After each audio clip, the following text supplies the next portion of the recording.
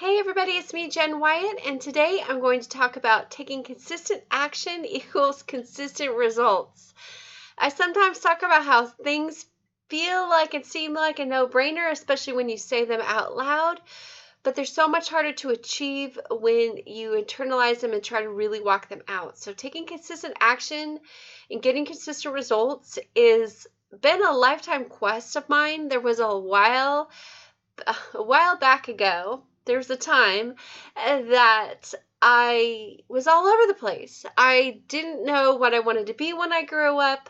I worked in numerous corporate jobs. I was promoted a lot because I am a hard worker and I'm an achiever. So I like to get the next best thing done, right? But when it came to feeling consistent and feeling disciplined and feeling all those things that people thought that I didn't feel like I measured up until I really started to dive down into what consistent action looks like and how that produces consistent results every single time.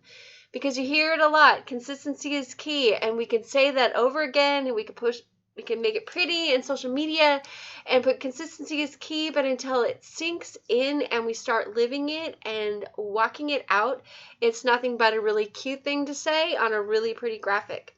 So let's dive right in and see what it takes to have consistent action to get those consistent results. So the first thing is you have to decide and know what you need to do each day. I know this feels really easy and really simple, but not knowing what to do each day, and I'm not talking about, taking care of your family or taking care of your kids or getting up and sitting at a computer and starting to work.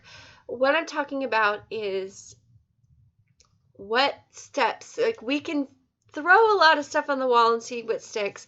We can do a lot of things that we make us feel busy, but we're not really moving the dial. This is when we start to feel procrastinating or we feel like we're being unproductive.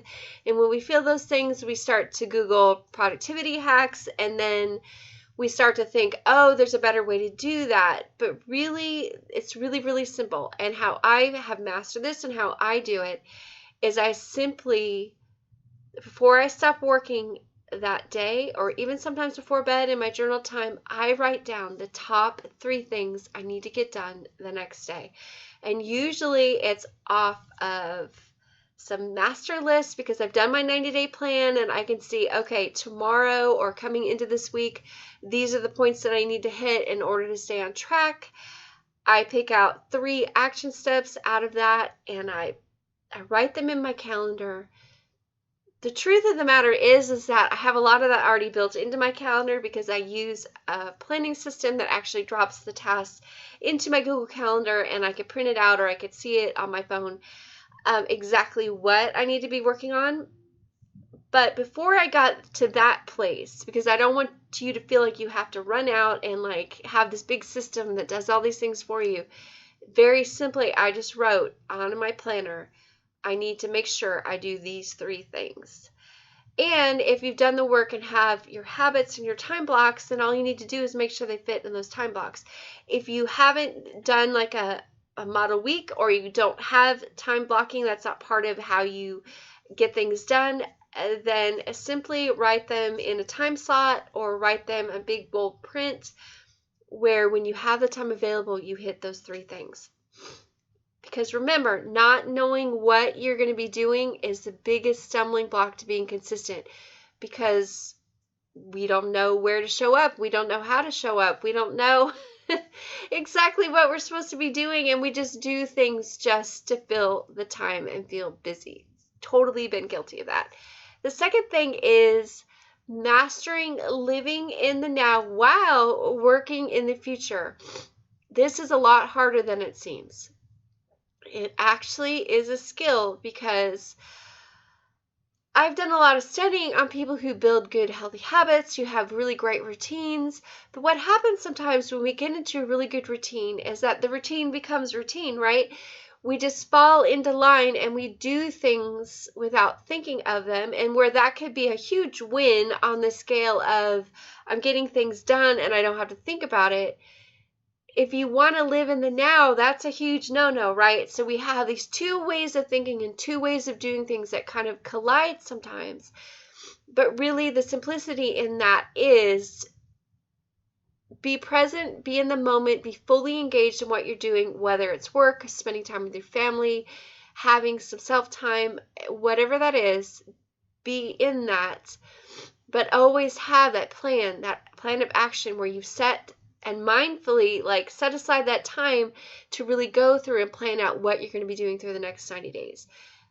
It's not hard.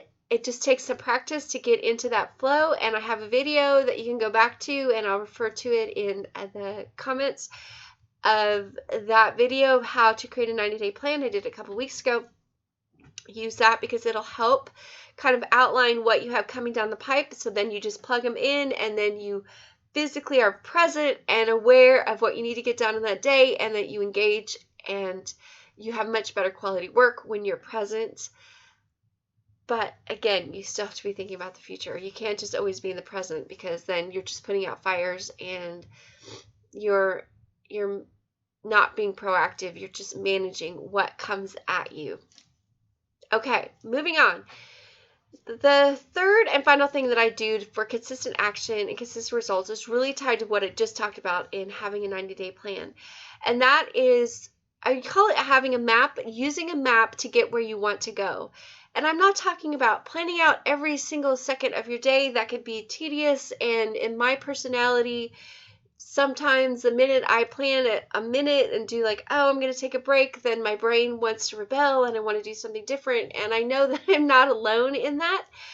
But really, when I have a map, I can be more flexible with when I get things done. I just know where the points of interest are, right? So when you plan a trip, you say, okay, I'm going to go from point A to point B. Recently, I traveled to North Carolina to be at my son's wedding. It was a beautiful thing. And I was traveling with my son who needed frequent breaks. And so beforehand, we took a plan of action, right? We created our map. This is where we are. This is where we're going. Here's some stops along the way. They're about every, 2.5 hours away. And we can stop at these points. I didn't plan what we're going to be listening to. I didn't plan all the little details, that were happening inside of the car. But I did have, start point, end point, and all the little points in between. That's really what creating a good map can do, because you want to have room in your day, in your schedule, in your planning for things to crop up and for you to breathe. You can't really schedule out every single second of the day, because that is counter to living in the now, right? But we want to be able to know, okay, this is where I'm headed. This is where I'm heading. And if you need to redirect yourself, you can. If you need to, when you get up in the morning, you could just look at it and say, oh, hey, this is what I did yesterday, and this is where I need to go today, and to get your 3 things. So really, there's 3 steps here, but they're all really interconnected, and it becomes kind of a flow in your life, a routine, if you want to call it that. I prefer to call it like a workflow or map flow of how I take consistent action every day to get consistent results, because really consistency is about showing up when you say you're going to show up. And yeah, we can schedule it, but sometimes we show up places at the scheduled time, but we're not really there mentally because our brain is somewhere else. So really, consistency has to do with showing up, doing what you say you're going to do. It produces consistent results. If you're a business owner and you're online, it shows your audience that you follow through with what you're going to say. It helps build your trust. And again, it just creates a less friction in your day. That's what it really creates, because you know that you can show up and do the work, and you trust yourself, and others are trusting you, if that makes sense. If not, leave me a comment. The action step of today for this week is to identify where you need to be more consistent. Do you need to know what you're going to be doing each day. Do you need to focus more on planning? Do you need to learn how to be more in the now while looking at while working on the future or looking at the future?